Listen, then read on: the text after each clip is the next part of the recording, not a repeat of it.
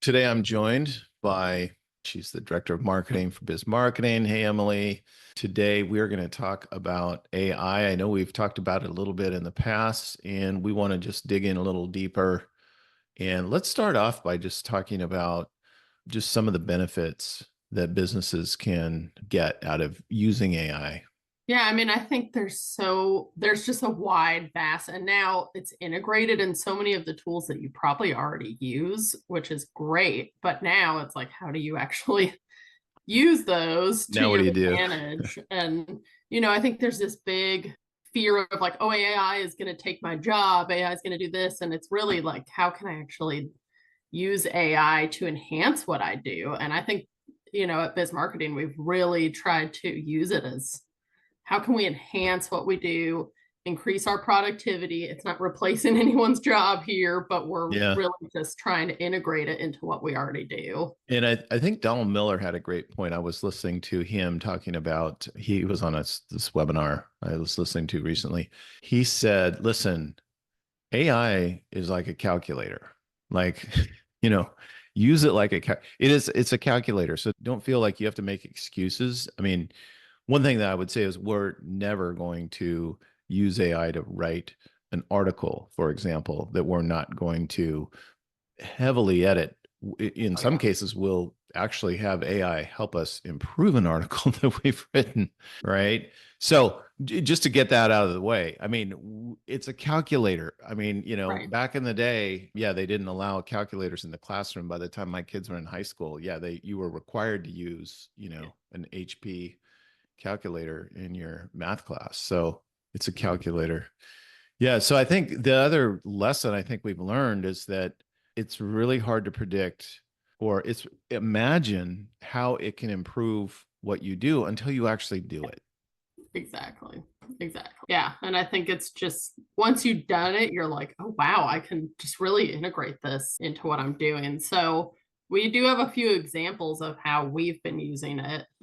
And I can go through one. So, one problem we've been having in our business is how do we systematize everything in our business, externally, internally? And so we use Airtable for a lot of our systems. So what is Airtable? Airtable is basically Google Sheets and Excel basically on steroids. It's just like a million times better than the two. Right. It's like it's a database.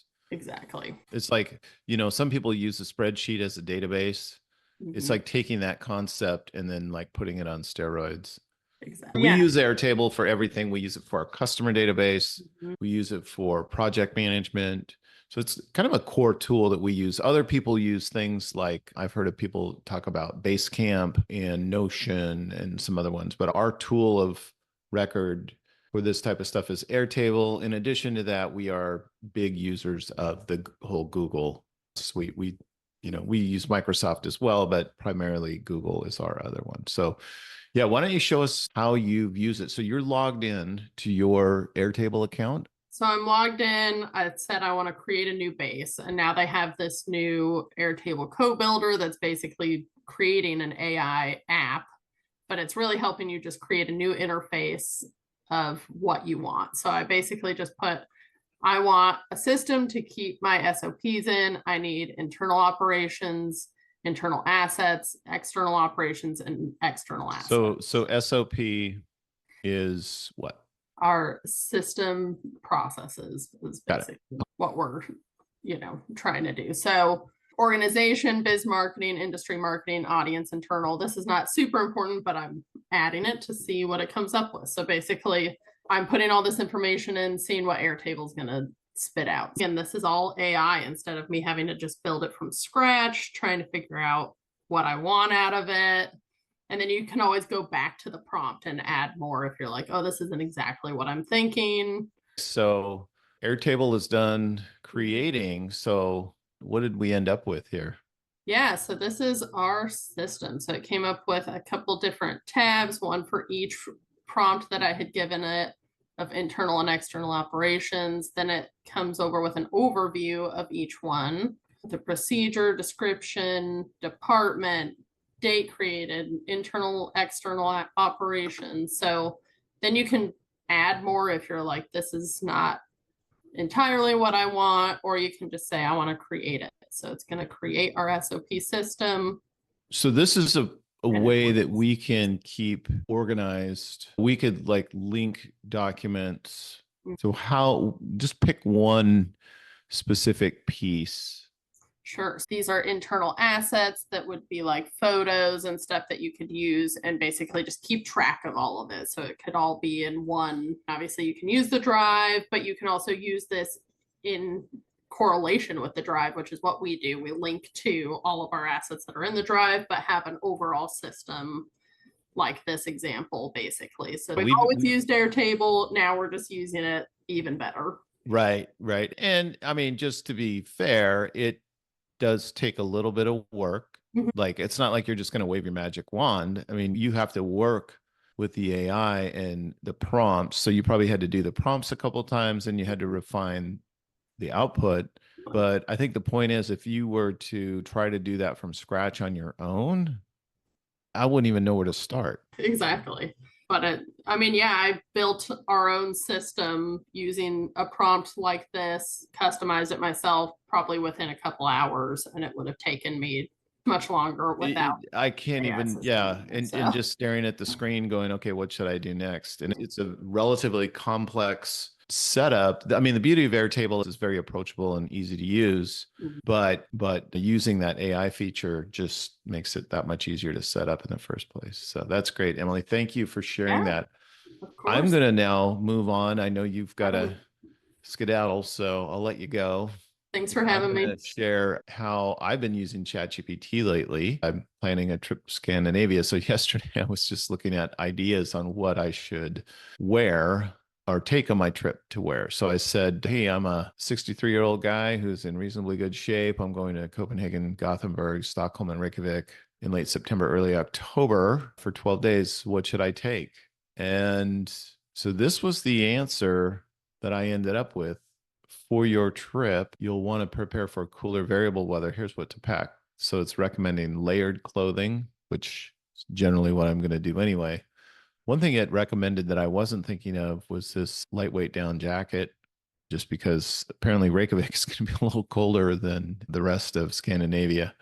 And what kind of footwear to bring, and then some optional items. And then it gives me some very specific information just for Reykjavik. So, you know, could I have figured this out on my own? Sure. But it was nice to be able to just type this in and get some general direction here. This other thing about scarf, hat, and gloves. Another thing it did for me was I was trying to research some zip codes.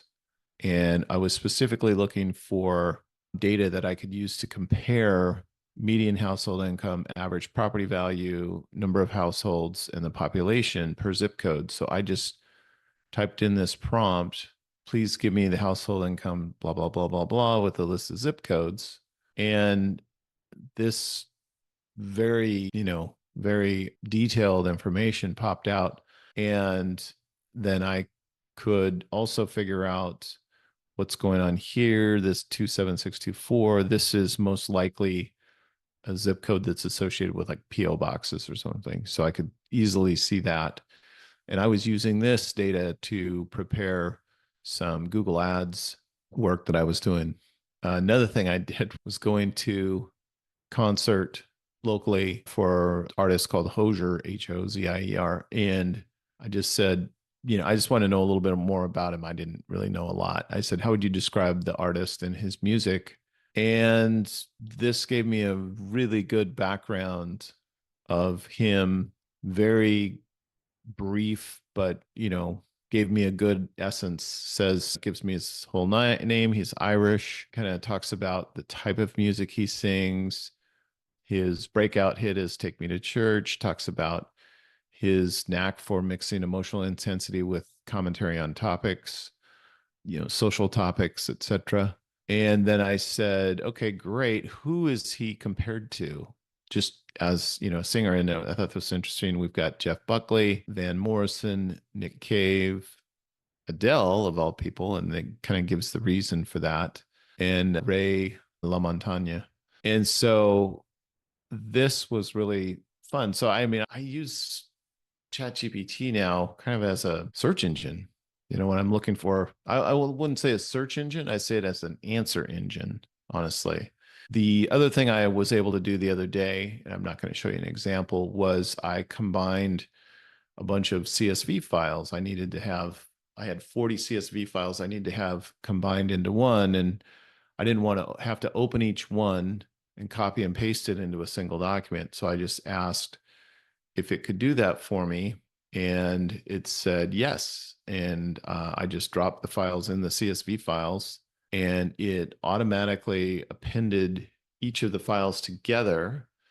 And then it gave me an additional column with the name of the file that it had appended to the master file. Another thing that I used it for recently was I had a old, from a long time ago, from the 80s, they were, for all those people that don't know, this is what a diskette looks like. Anyway, I had a bunch of files on here I was trying to get off. And so I got a 3.5-inch diskette drive, plugged it into my computer. I was able to read the files, but they were in a format that I don't have the software for anymore. It's Works, Microsoft Works. So I said, help me, change these files from Works format into a format that I can use. And I typed in this prompt, and I wondered if it could do it directly for me. It couldn't. But then I found through the AI here, I found an answer on how to do it, found a website, went to that website, loaded the file, and it converted the files for me. So it didn't necessarily do the work for me in that case, but it quickly helped me find a way to get to that data. So there's so many things that you can do with, if you're not using it in your business or even in your personal life, I would highly recommend you give it a try it, and see what you can do. You're going to have to play with it a little bit. I've been probably using it for probably about a year now.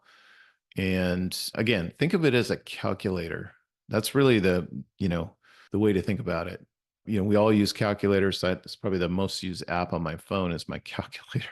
And, it just can really make a difference. So don't be afraid of it. Give it a try. We'll see you next time. Thanks.